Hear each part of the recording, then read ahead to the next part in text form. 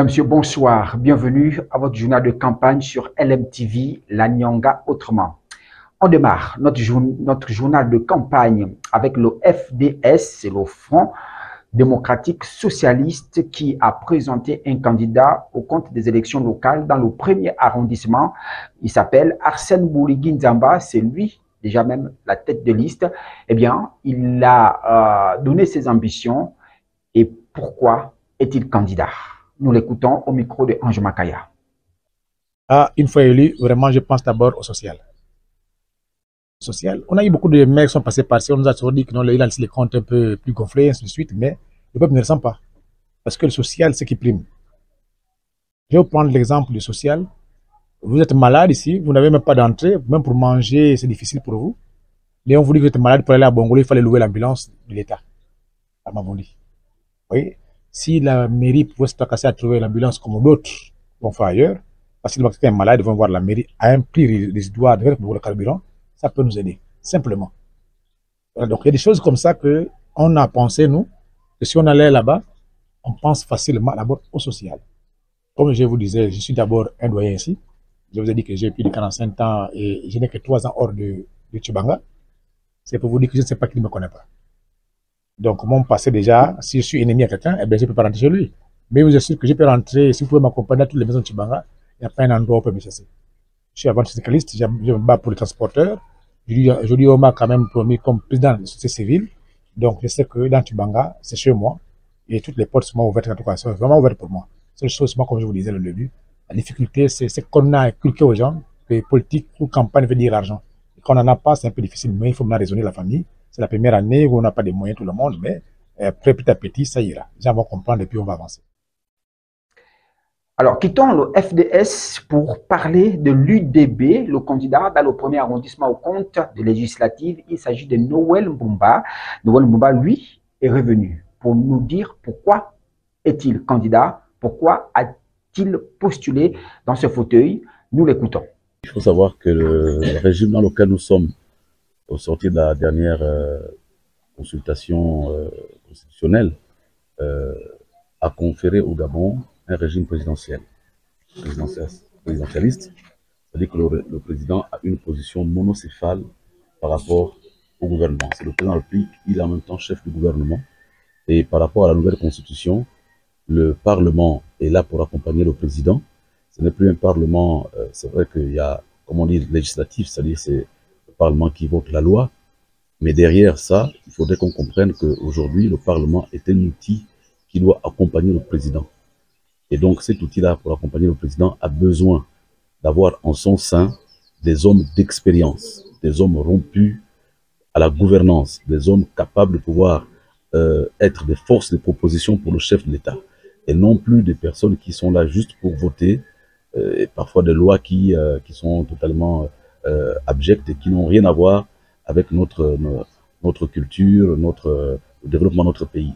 Nous avons besoin aujourd'hui que le député soit une courroie de transmission entre le peuple et les autorités, le gouvernement, et surtout une force de proposition donc, qui connaît les aspects liés à la finance, à la gouvernance, notamment des entreprises, des administrations, etc. Ils sont édictés par le chef de l'État, c'est-à-dire le chômage des jeunes est une épine dans le pied du gouvernement, le pied du chef de l'État. Et donc, nous allons, en tant que parlementaires, mettre en place des lois qui donnent la préférence nationale, permettre à ces jeunes-là de pouvoir trouver du travail, d'être formés et de pouvoir accueillir les entreprises et intégrer les entreprises qui vont se mettre en activité dans la Nyanga. Il faudra mettre donc des lois qui donnent la préférence à nos jeunes et non pas des lois qui vont toujours continuer à faire en sorte que les prestations de services ou bien que nos jeunes puissent avoir des jobs de bas étage. C'est de ça qu'il s'agit. Parce que s'ils ne sont pas formés, si quelqu'un a fait par exemple une licence d'histoire et qu'il n'a pas pu faire le concours d'ENS pour aller enseigner, malheureusement cette personne-là, si on ne peut pas la réorienter dans une autre filière, par exemple le transit, par exemple la logistique, etc., sera obligé de faire un boulot qui n'a rien à voir avec ce qu'il a appris à l'école. Et donc, nos jeunes seront malheureusement appelés à occuper des jobs qui sont des jobs que j'appelle de seconde zone. Quittons l'UDB et parlons justement du RPM et allons dans le département de Mongo. Là-bas, c'est Igor Silvano Boussou, qui est lui candidat au siège unique du département de Mongo à la députation.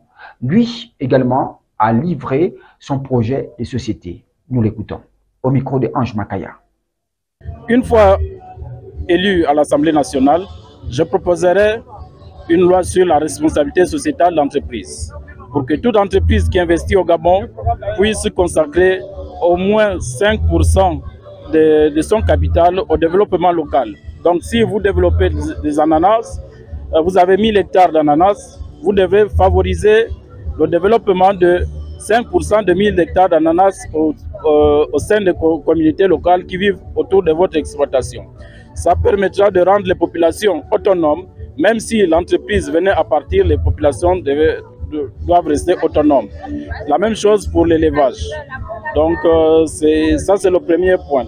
Le deuxième, je proposerai une loi sur le fonds local, le fonds de développement local participatif. Donc c'est un fonds qui sera alimenté par des ressources naturelles, donc l'exploitation des ressources naturelles de notre pays. Et ça sera réparti de façon équitable à l'ensemble des collectivités locales. Donc ça vient renforcer aussi la décentralisation qui est en cours chez nous. Donc pour qu'une localité comme Mongo, qui n'a pas d'exploitation minière actuellement, puisse bénéficier au même titre qu'une localité comme Mwanda, Mounana qui vit l'exploitation minière ou encore pétrolière. Et pour finir notre journal de campagne, allons plutôt à l'association de personnes vivant avec un handicap, Ndossi. Là-bas, le président de cette association est venu nous parler de ses attentes au sortir de ces différentes élections. Les attentes au niveau de la province de la Nyanga, en général et en particulier à Tchibanga, elles sont nombreuses. Vous savez, la représentation de la personne handicapée sur le plan provincial n'est pas vraiment assez vue. Et donc à cela, on attend plusieurs choses. En fait, sortir, par exemple, une loi qui pourrait bien cadrer la personne handicapée. En matière d'éducation aussi, au niveau de la ville, il y a un manque d'enseignants dans le langage de signes et du braille pour ces enfants aussi porteurs de handicap qui veulent bien apprendre. Mais avec tous ces manquements, voici un peu ce que nous pouvons dire aujourd'hui. Au niveau de l'emploi aussi, c'est quelque chose que nous déplorons. Parce qu'il y a beaucoup aujourd'hui qui sont sortis des formations, des universités, grandes écoles, qui sont assis à la maison. Donc aujourd'hui, on va dire quoi, ça ne... Il n'y a pas vraiment ressenti jusqu'à présent en matière d'emploi pour la personne vivant avec le handicap. Lloyd Makindani, c'est son nom, président de l'association de personnes vivant avec un handicap, lui également a déploré l'absence de cette catégorie de personnes dans les différentes listes du parti au pouvoir. Nous l'écoutons. Constatons que la personne handicapée n'a pas été représentée au sein de l'UDB, sachant bien que cette catégorie de population a une forte famille derrière eux, et que ce soit au premier arrondissement comme au deuxième arrondissement, nous n'avons pas vu des personnes à monter 8 sur une liste électorale pour représenter au moins cette couche de personnes. Point final à ce journal de campagne. Merci de nous avoir suivis sur LMTV. L'actualité continue. Au revoir et à demain à la même heure.